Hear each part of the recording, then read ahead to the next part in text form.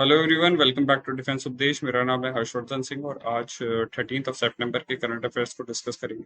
तो चलिए शुरू करते हैं। सबसे पहले क्वेश्चन है, स्वामी विवेकानंद ने अपनी मशहूर जो स्पीच है वो किस समय पे किस साल में दी थी, ये आपको मुझे बताना है। बेसिकली कल श्री नरेंद्र मोदी जो प्रधानमंत्री हैं उन्होंने इस स्पीच की जो 11 तारीख को एनिवर्सरी थी उस दिन जो है वो इसको याद किया कि ये जो ऐतिहासिक स्पीच थी वो भारत के इतिहास में हमेशा याद करी जाएगी। तो आपको मुझे बताना है कौन से साल में ये स्पीच दी गई थी। आंसर यहाँ पे आ रहा है सी। ठीक है, सी जो आंसर है 1893। इसके अंदर जो है वो स्पीच दी गई थी शिकागो में। स्वामी विवेकानंद ने 1893 में शिकागो में बहुत फेमस स्पीच दी थी। यहाँ पर वर्ल्ड रिलीजन कांग्रेस या कॉन्फ्रेंस हुई थी जो शिकागो में आयोजित की गई थी, तो आपको इसको याद रखना है।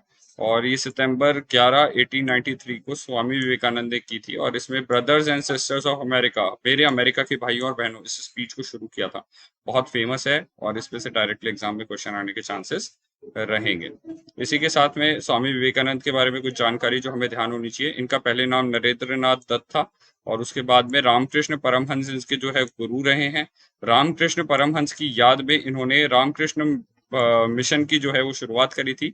पश्चिमी देशों में भारतीय दर्शन या इंडियन दर्शना या दर्शन और जिसको वेदांत की दृष्टिकोण या दर्शन भी कहा जाता है वो योग, इन सब कुछ चीजों को पश्चिमी जगत में या पश्चिमी लोगों के लिए जो है वो पहुंचाने का काम स्वामी विवेकानंद ने किया था। विवेकानंद ने जो है रामकृष्ण मठ की भी स्थापना करी है और रामकृष्ण मिशन की भी शुरुआत करी है। किस साल हुई थी ऐसा क्वेश्चन भी आ सकता है, तो आप याद रखिए 1896 इसका आंसर होगा। National youth day Swami Vivekananda की याद में ही मनाया जाता है, जिसको विवेकानंद जयंती भी मनाया जाता है। ये 12 जनवरी को हर साल मनाया जाता है। इनमें से कोई भी चीज आपसे एग्जाम में डायरेक्टली पूछी जा सकती है, उसको थोड़ा सा ध्यान रखिएगा। नेक्स्ट है हमारे पास में जिसमें आपको ध्यान होना चाहिए वो है थामिराबरानी या थामिराबरनी सिविलाइजेशन। ये जो है वो किस स्टेट के अंदर रिसेंटली डिस्कवर हुई है। ये एक प्राचीन सभ्यता है जो आज से 3000 साल पुरानी है। और ये कहाँ पे डिस्कवर की गई है, किस स्टेट में डिस्कवर करी गई है, ऐसा आपको मुझे बताना है। आंसर होगा तमिलनाडु। तमिलनाडु में जो नदी है थामिराबरनी नाम से या फिर पोरुनाई नाम से भी इसको जाना जाता है, इस रिवर के किनारे पर वेस्टर्न घाट से ओरिजिनेट होती है नदी। और ये जो है वो गल्फ ऑफ मन्नार, मन्नार की खाड़ी के अंदर खाली होती है, यानी कि तमिलनाडु स्टेट के अंदर है ये। ठीक है, और यहाँ पे ये जो है वो सिविलाइजेशन डिस्कवर हुई है। It is one of the unique civilisations और इस नदी के आसपास और भी सिविलाइजेशंस मिलती रही। यूएस बेस एक लैब ने कार्बन डेटिंग तकनीक के माध्यम से पता किया है कि 3200 साल पुरानी सभ्यता है तमिलनाडु में। ये बात ध्यान रखनी है आपको, और ऐसा डायरेक्ट क्वेश्चन आपसे आ सकता है। This is the oldest civilisation या this is the oldest civilisation perhaps older than Vaigai civilisation. तो इसी नदी के किनारे एक वैगई सिविलाइजेशन भी पाई गई थी। तो ऐसा आपसे भी पूछ सकता है कि वैगई सिविलाइजेशन किस नदी से जुड़ी हुई है या किस स्टेट से जुड़ी हुई है, तो आपको ये भी एग्जाम में आ सकता है, इसीलिए इसके बारे में जानकारी होनी चाहिए। Next question is US open women singles title tournament किसने जीता है। किस खिलाड़ी ने जो है वो यूएस ओपन यानी कि यूएस ओपन खिताब में महिलाओं वाले जो टाइटल मैच होता है, खिताब होता है, वो किसने जीत लिया है। यहाँ पे आंसर आएगा एमा रेड्यूकैनो जो हैं, इन्होंने ये खिताब जो है वो जीत लिया है। ब्रिटिश खिलाड़ी हैं, आपको ये नाम याद रखना होगा।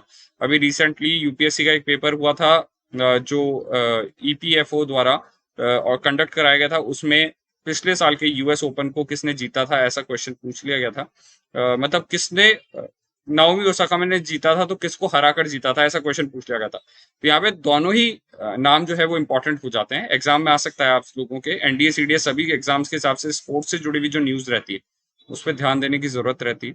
यहाँ पे एमा रेडिकानो का नाम याद रखिएगा, ब्रिटेन से संबंधित खिलाड़ी है। कई बार यूपीएससी ने ऐसा भी किया है कि खिलाड़ी का नाम देकर आपसे पूछ रहे हैं कि ये खिलाड़ी कौन से देश से संबंधित हैं। खासतौर से टेनिस में ज्यादा क्वेश्चन आते हैं यूपीएससी में, तो इस चीज को थोड़ा सा याद रखिएगा।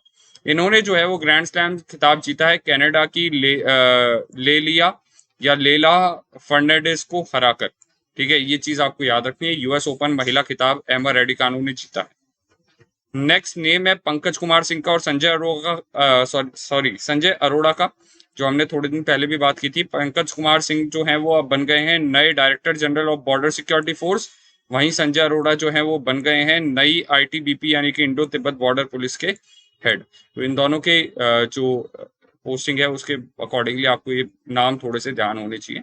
मे बी यूपीएससी या जो खास तौर से असिस्टेंट कमांडेंट का एग्जाम देने वाले स्टूडेंट्स हैं उनको ये पता होना चाहिए, क्योंकि बीएसएफओ और आईटीबीपीओ ये दोनों ही जो है वो पैरामिलिट्री फोर्सेस में आती हैं और होम मिनिस्ट्री के अंडर में काम करती हैं। पैरामिलिट्री फोर्स अर्धसैनिक बल होते हैं जो कि सेंट्रल गवर्नमेंट के अंदर में काम करते हैं। तो आपको ये चीज इंफॉर्मेशन होनी चाहिए। And last is Vijay Rupani जो है उन्होंने गुजरात के चीफ मिनिस्टर के तौर पर रिजाइन कर दिया है। भूपेंद्र पटेल जो है वो गुजरात के नए सीएम होंगे। ये यूपीएससी नहीं पूछेगी या कोई भी एग्जाम में नहीं आ सकता, बट एपकेट वगैरह के एग्जाम में डायरेक्टली आ सकता है। प्लस अगर आप गुजरात स्टेट वगैरह से हैं तो आपको पता होना चाहिए, एसएसबी वगैरह में जा रहे हैं तो आपको पता होना चाहिए, इसके बारे में ये इन्फॉर्मेशन इंपॉर्टेंट है। चलिए इसी के साथ आज के वीडियो को यहीं खत्म करेंगे। Thanks for watching, please like share and subscribe and details are given in the description. आप लेक्चर का पीडीएफ डाउनलोड कर सकते हैं डिफेंस उपदेश टेलीग्राम चैनल से। Thank you.